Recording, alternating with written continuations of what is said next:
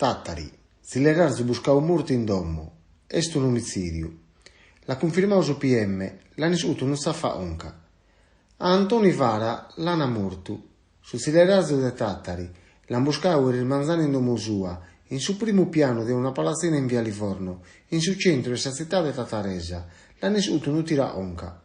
Sa conferma è stata arrivata dai carabinieri de Sorris de Asteddu e dai un medico legale. Sos carabinieri de Tattari sono criando di scopiare e ti si è successo. Poi possiamo solo narrare questo un omicidio. Siamo cominciando a creare questo stetio e non possiamo narrare altre cose.